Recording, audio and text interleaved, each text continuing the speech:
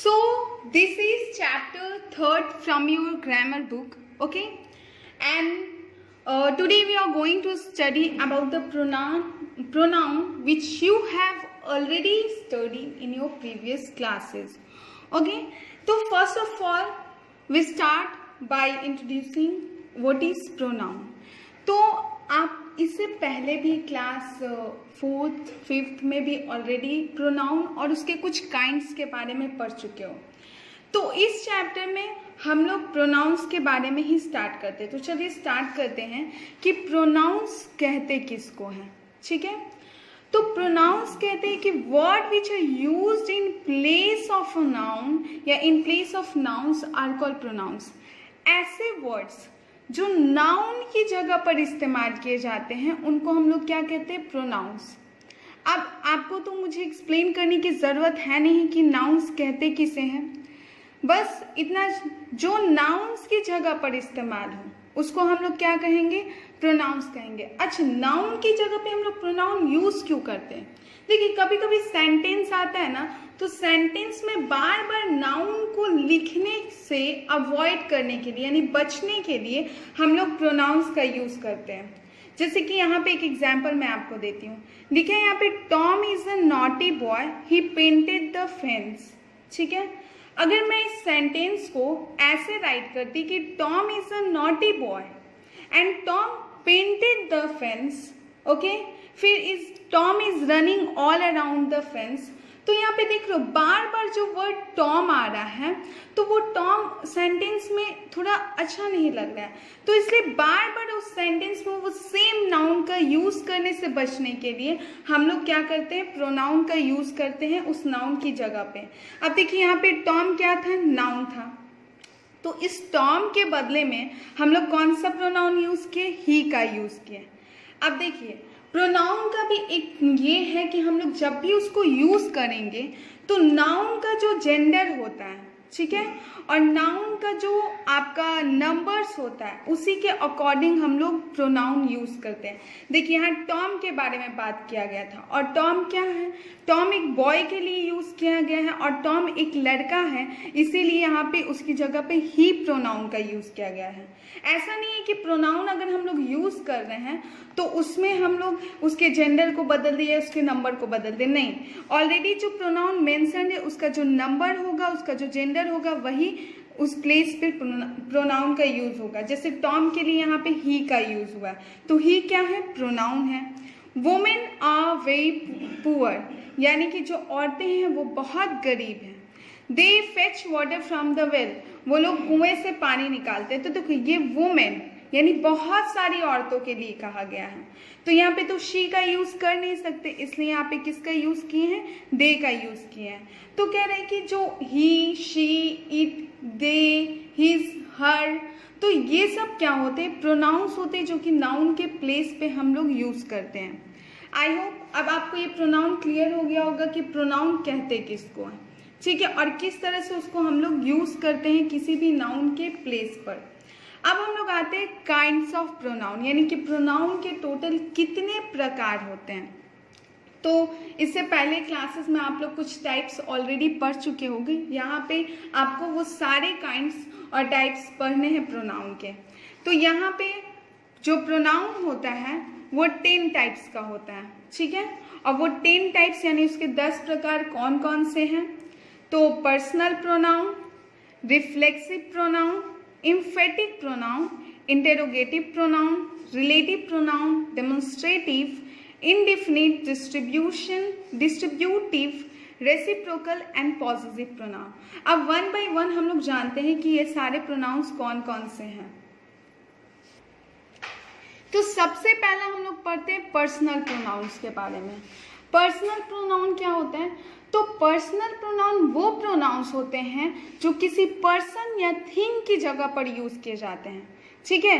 कोई भी पर्सन है, व्यक्ति है या फिर कोई भी चीज है, उसकी जगह पर हम लोग यूज करते हैं, उसी को हम लोग क्या कहते हैं? पर्सनल प्रोनाउन कहते हैं। अब देखो जैसे कि आई हुआ, वी हुआ, यू हुआ, ये सब क्या पर्सनल प्रोनाउंस है जो किसी पर्सन की जगह पे यूज करते हैं। इट हुआ जो किसी थिंग के लिए यूज करते हैं, तो ये क्या है? पर्सनल प्रोनाउंस होते हैं। अब ये पर्सनल प्रोनाउन का भी 3 टाइप्स होता है। आप इससे पहले भी पढ़ चुके होंगे कि ये जो पर्सनल प्रोनाउन है इनके 3 काइंड्स होते हैं, जिनमें फर्स्ट पर्सन होता है, सेकेंड पर्सन और थर्ड पर्सन। अब देखो फर्स्ट पर्सन, सेकेंड पर्सन और थर्ड पर्सन होता क्या है। फर्स्ट पर्सन हम लोग कहते हैं कि ऐसे प्रोनाउन, देखो फर्स्ट पर्सन में क्या होता है, मान लीजिए आप कि 3 व्यक्ति खड़े हैं, ठीक है, 3 पर्सन्स हैं, तो उसमें जो पर्सन्स बोलता है यानी कि जो बोल रहा हो वो जो प्रोनाउन होगा, तब उस पर्सन के लिए जो प्रोनाउन यूज होगा उसको हम लोग कहते हैं कि फर्स्ट पर्सन। जो स्पीकर हो यानी कि जो बोल रहा हो, उसके बाद जो सुनने वाला यानी जिससे कहा जा रहा है, मान लो कि 3 पर्सन्स है, उसमें फर्स्ट पर्सन जो बोल रहा है वो फर्स्ट पर्सन में आता है। सेकेंड पर्सन यानी जिसको बोला जा रहा है यानी कि जो उसकी बातें सुन रहा है वो सेकेंड पर्सन में आ जाता है, जैसे यू, योर्स, ये सब क्या है, दो, टाइम, दी, ये सब सेकेंड पर्सन है। और थर्ड पर्सन क्या होता है, जिसको इंडिकेट किया यानी कि जिसके बारे में बात किए जा रहे हैं, ठीक है। तो थर्ड पर्सन में जो होता है इसमें पर्सन और थिंग दोनों आ जाते हैं। जैसे कि मान लो कि रवि है, तो रवि एक लड़के से बात कर रहा है और वो उस लड़के को कहेगा कि यू आर अ बॉय, या फिर you are good in studies, तुम पढ़ने में अच्छे हो, ठीक है। तो वो रवि बोल रहा है और वो जिसको बोल रहा है उसके लिए क्या यूज कर रहा है, यू, तो यू क्या है, सेकेंड पर्सन। लेकिन जब वो दोनों किसी तीसरी चीज को इंडिकेट कर रहे हैं या जिसके बारे में बात कर रहे हैं, या कहेंगे कि this house it is a very big house, तो वो तीसरी चीज को इंडिकेट करके वहाँ इट का यूज किए हैं हाउस के लिए, तो वो थर्ड पर्सन में आता है।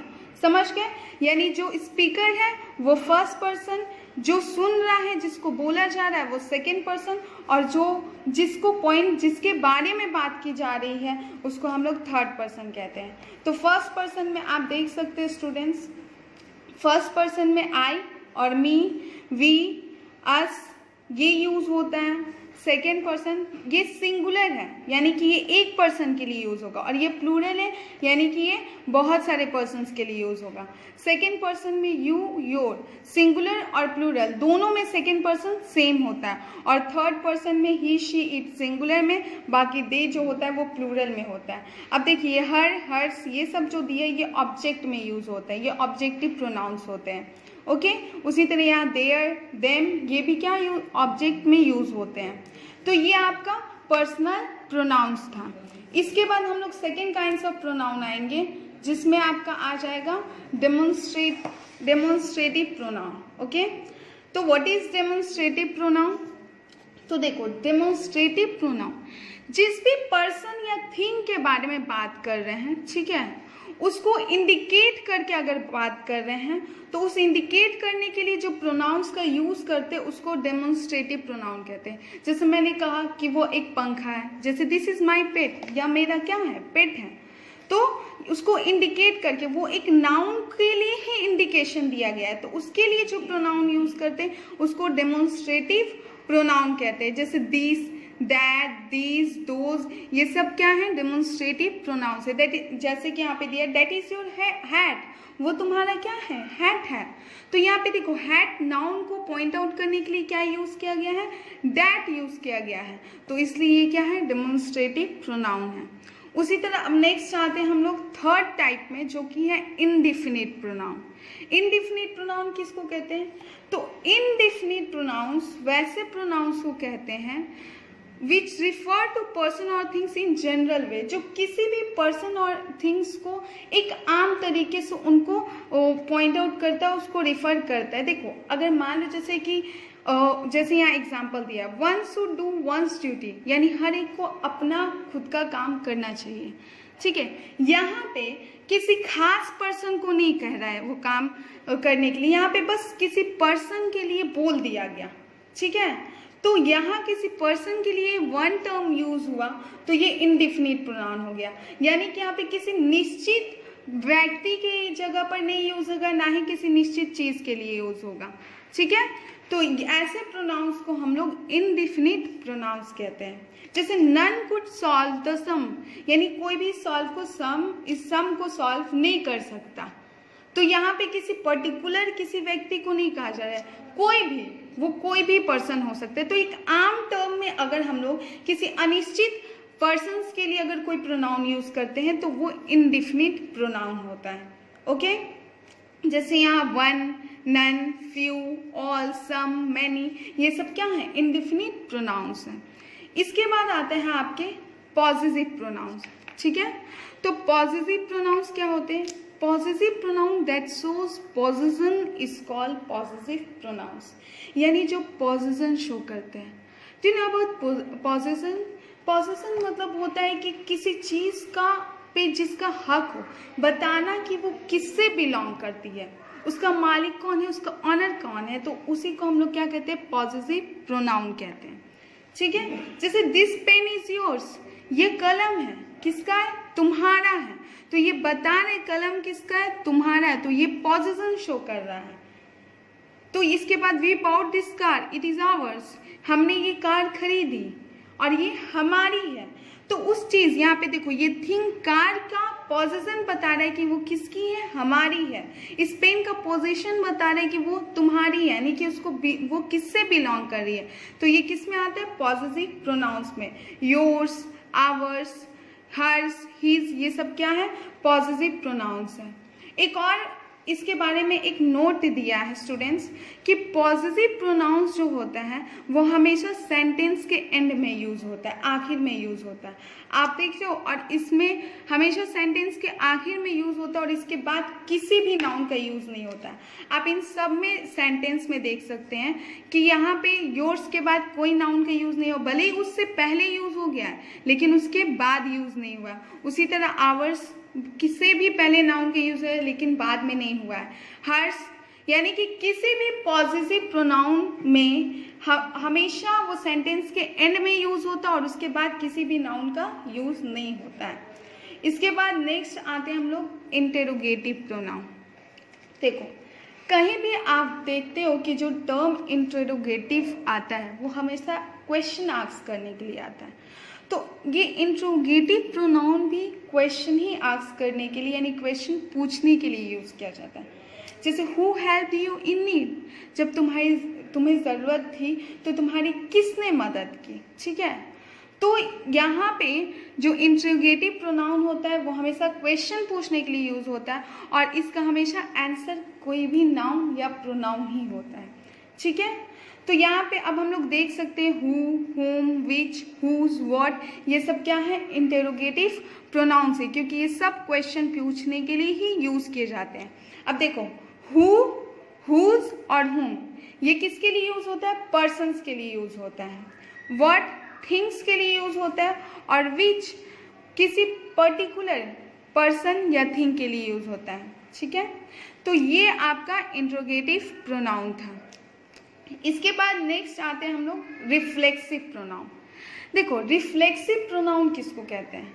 रिफ्लेक्सिव प्रोनाउन वो प्रोनाउन होता है जिसमें जो सब्जेक्ट होता है उस सब्जेक्ट का एक्शन दोबारा उसी सब्जेक्ट पे चला जाए, यानी कि जो करता है किसी भी कर्म का उसका एक्शन दोबारा उसी पे चला जाता है, तो उसी को हम लोग रिफ्लेक्सिव प्रोनाउन कहते हैं। जैसे मैं आपको एग्जाम्पल्स के थ्रू और क्लियर कर सकती हूँ कि आई कुक्ड फूड माई सेल्फ, यानी मैंने खाना बनाया। अब यहाँ पे एक सब्जेक्ट क्या है? आई, मैंने खाना बनाया लेकिन खुद से बनाया, तो माई सेल्फ। यहाँ पे देखो, ये एक्शन का सब्जेक्ट आई था। ठीक है, ये जो वर्क हो रहा है इसका सब्जेक्ट क्या है? आई है। जब ये आई है और फिर ये लास्ट में रिटर्न खुद इसी पे बात चला गया कि मैंने खाना बनाया खुद से, तो यही क्या होता है? रिफ्लेक्सिव प्रोनाउन होता है। जैसे they will come here themselves, वे लोग आए खुद से। ठीक है, तो यहाँ पे जो भी वर्क हो रहा है, एक्शन हो रहा है किसी सब्जेक्ट के जरिए, वो एक्शन उसी को रिटर्न कर जा रहा है, तो उसी को हम लोग क्या कहते हैं? रिफ्लेक्सिव प्रोनाउन कहते हैं। जैसे myself, themselves, himself, herself, yourself, ourselves, तो ये सब क्या है? रिफ्लेक्सिव प्रोनाउंस होते हैं। ठीक है, इसके बाद आता है हमारा एम्फेटिक प्रोनाउंस। एम्फेटिक प्रोनाउंस क्या होते हैं? तो emphatic pronoun used to convey emphasis is called emphatic pronoun, यानी कि वो एम्फेसिस डालता है, यानी कि वो बताता है कि अगर कोई भी एक्शन हुआ है तो उसमें पूरा जो आई माई सेल्फ, जैसे मैं आपको यहाँ एग्जाम्पल्स के रूप में और समझा सकती हूँ कि I myself hit my leg, मैंने अपने पैर में चोट लगाया, मैंने खुद से ही अपने पैर में चोट लगाया। ये पूरा एम्फेसिस डाल दिया इस पे कि हाँ निश्चित ही रूप से ये काम मेरे से ही हुआ है, वो किसी और से तो वो मैंने ही किया है। तो ये I myself hit my leg, you should yourself solve the problem, तुमको खुद से अपना प्रॉब्लम सॉल्व करना चाहिए, ठीक है। तो ये एम्फेसिस डालने के लिए यूज होता है, तो इसी को हम लोग एम्फेटिक प्रोनाउंस कहते हैं, ठीक है, जैसे माई सेल्फ योर सेल्फ। लेकिन देखो यहाँ रिफ्लेक्सिव प्रोनाउन आप देखो कि वो सेंटेंस के लास्ट में यूज हो रहा है और जो वर्ड है वापस सब्जेक्ट को रिटर्न हो रहा है। लेकिन एम्फेटिक में क्या होता है, वो कहता है कि वो काम जो वर्क हुआ है वो तुम खुद से ही किए हो, उस पर पूरा प्रभाव डालते हैं कि वो कोई और नहीं कर सकता, तुम खुद ही किए हो, तो वो एम्फेटिक प्रोनाउन होता है, ठीक है। ये देखो रिफ्लेक्सिव सेंटेंस के लास्ट में यूज हो रहा है, लेकिन ये एम्फेटिक जो कि पूरा प्रभाव डाल रहा है किसी वर्क पे कि वो उस निश्चित ही रूप से उसी ने किया है, तो यहाँ पे मिडिल में यूज हो रहा है, ठीक है। उसके बाद यहाँ पे देखो ये हमेशा सब्जेक्ट के बाद यूज होता है। जो एम्फेटिक प्रोनाउन होता है वो जो भी नाउन या प्रोनाउन है जो सब्जेक्ट है उसके जस्ट नेक्स्ट यूज होता है। I myself hit my leg, तो यहाँ आई के बाद यूज हुआ है। यू शुड योर सेल्फ, तो यहाँ यू के बाद योर सेल्फ यूज हुआ है, तो ये सब्जेक्ट के बाद यूज होता है एम्फेटिक प्रोनाउंस, ठीक है। इस बात का ध्यान रखिएगा, रिफ्लेक्सिव और एम्फेटिक इसमें कंफ्यूज नहीं होना आप लोग को। इसके बाद आता है आपका रिलेटिव प्रोनाउन, ठीक है। तो रिलेटिव प्रोनाउन, रिलेट मतलब क्या होता है, जोड़ना, ठीक है। तो रिलेटिव प्रोनाउन जो है द प्रोनाउन हु, हुज, हुम, that and which join two sentences and refer back to nouns going before them, they are called relative pronouns। कि ऐसे प्रोनाउन जैसे कि who हुआ, whose हुए, whom हुआ, that हुआ, which हुआ, ये दो सेंटेंसेस को ज्वाइन करता है और refer back two nouns going before them, ठीक है, और उनके नाउन से जो पहले यूज हुआ है उसके लिए यूज होता है। जैसे कि देखो this is a boy he gave me 10 rupees, यहाँ पे इस बॉय के लिए ही यूज हुआ है, लेकिन इस दो सेंटेंस को ज्वाइन किए तो यहाँ पे हम लोग हु का यूज किए। This is the boy who gave me 10 rupees, एक तो ये है कि ये हु दोनों सेंटेंस को ज्वाइन कर दिया, और दूसरा ये है कि ये बता रहे हैं इस बॉय के बारे में। हु किसके लिए, इस बॉय के लिए यूज हो रहा है, तो ये रिलेटिव प्रोनाउन हुआ। This is the boy who gave me 10 rupees, यही वो लड़का है जिसने मुझे 10 रुपए दिए। तो ये क्या है, रिलेटिव प्रोनाउन है जो दो सेंटेंसेस को जोड़ता भी है और साथ ही साथ उसके पहले वाले नाउन्स को इंडिकेट करता है, रिफर करता है, ओके। तो ये हु, हुज, हुम, दैट, विच, ये सब क्या है, रिलेटिव प्रोनाउंस है। इसके बाद नेक्स्ट आपका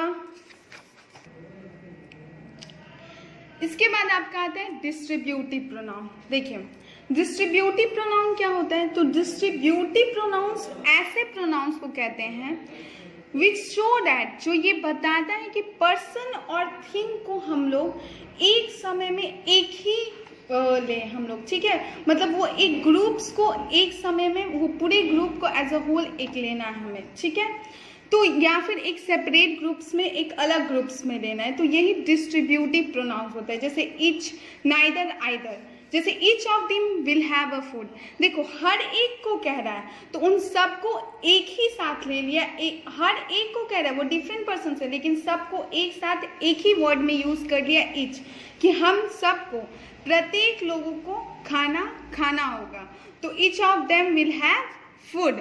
उसके बाद neither of them came to see me, उनमें से कोई भी मुझे देखने नहीं आया, तो वहां पे एक ही वर्ड यूज किया, सबके लिए यूज कर दिया, ठीक है, तो इसी को हम लोग क्या कहते हैं, डिस्ट्रीब्यूटिव प्रोनाउंस कहते हैं, ठीक है। जैसे ईच, आइदर, नाइदर, ये सब क्या है, डिस्ट्रीब्यूटिव प्रोनाउंस है। इसके बाद रेसिप्रोकल प्रोनाउन। देखो रेसिप्रोकल प्रोनाउंस क्या होते हैं, तो reciprocal pronouns express mutual relations between two और मोर देन टू, दो या दो से अधिक चीज़ों में म्यूचुअल रिलेशनशिप जब बताता है तो उसी को हम लोग रेसिप्रोकल प्रोनाउन कहते हैं। जैसे all the three friends love each other, देखो ये तीनों दोस्तों के बारे में बता रहा है और इसके लिए कौन सा टर्म यूज किया है, ईच अदर, यानी कि वो तीनों के लिए ही यूज कर दिया कि वो तीनों एक दूसरे से क्या करते हैं, वो एक दूसरे से लव करते हैं। तो ये ईच अदर जो है वो तीनों का म्यूचुअल रिलेशंस बता रहा है, तो उसी को हम लोग रेसिप्रोकल प्रोनाउन कहते हैं। Both girls help one another, यानी कि दोनों लड़कियों ने एक दूसरे की मदद की, उसने भी उसकी की और उसने भी उसके दी की, ठीक है। तो एक जैसा वो जो संबंध बता रहा है, तो उसी को रेसिप्रोकल प्रोनाउन कहते हैं। तो ये ईच अदर, वन अनदर, ये क्या है, रेसिप्रोकल प्रोनाउंस है। स्टूडेंट्स, अभी आपने पॉजिटिव प्रोनाउंस के बारे में पढ़ा और आप आगे चलोगे तो, या फिर इससे पहले भी आप क्लास 5 में पॉजिटिव एग्जेक्टिव्स के बारे में पढ़ोगे। तो आप जब पढ़े तो आपको देखने में कंफ्यूजन हुआ ना कि पॉजिटिव प्रोनाउंस और पॉजिटिव एग्जेक्टिव्स जो है वो दोनों एक ही जैसे लग रहे हैं, तो लेकिन उसमें कुछ डिफरेंसेस होता है। क्या? तो देखिए यहाँ पे एक सेंटेंस दिया गया है, दिस इज नॉट माई पेट, ये मेरा पेट नहीं है, और mine is black in colour, और मेरा जो है वो ब्लैक कलर का है, ठीक है। तो यहाँ पे हम लोग कैसे जानेंगे कि इसमें कौन पॉजिटिव एग्जेक्टिव और कौन पॉजिटिव प्रोनाउंस है? तो देखो, हमेशा याद रखना कि जो पॉजिटिव एग्जेक्टिव होता है वो हमेशा नाउन से पहले यूज होता है, ठीक है। तो ये माई जो यूज हुआ है ये पॉजिटिव एग्जेक्टिव है, और ये जो माइन यूज हुआ है वो पॉजिटिव प्रोनाउंस है, क्योंकि देखो ये डायरेक्ट उस नाउन की जगह पे यूज हुआ है। माइन किसको कहा? उसके कैट को कहा, तो उसकी जगह पे माइन यूज हो गया, तो ये पॉजिटिव प्रोनाउन हो गया। और यहाँ नाउन से पहले यूज हुआ है तो ये पॉजिटिव एग्जेक्टिव्स हो गया। तो अब आपको शायद पॉजिटिव प्रोनाउन और एग्जेक्टिव में क्लियर हो गया हो डिफरेंसेस की, क्या डिफरेंसेस होते हैं दोनों में। स्टूडेंट्स, अब आपको क्या करना है, ये चैप्टर कंप्लीट है, हमको पता है। अगर आपको कोई भी कंफ्यूजन होगा आप अपने टीचर्स से अपने व्हाट्सएप ग्रुप पे पूछ सकते हो इस चैप्टर से related. And now you have to do one more work, कि आपको यहाँ पर जो भी एक्सरसाइज है, ये क्वेश्चन ए, आपको उसके बाद क्वेश्चन बी, ये सारे एक्सरसाइजेस अपने बुक के कंप्लीट करने हैं, जो भी आपके इसमें एक्सरसाइजेस गिवन है, ठीक है। अगर आपको एक्सरसाइजेस करने में कोई भी प्रॉब्लम है आप पूछ सकते हैं अपने टीचर्स से। You are free to ask anything. Thank you all of you.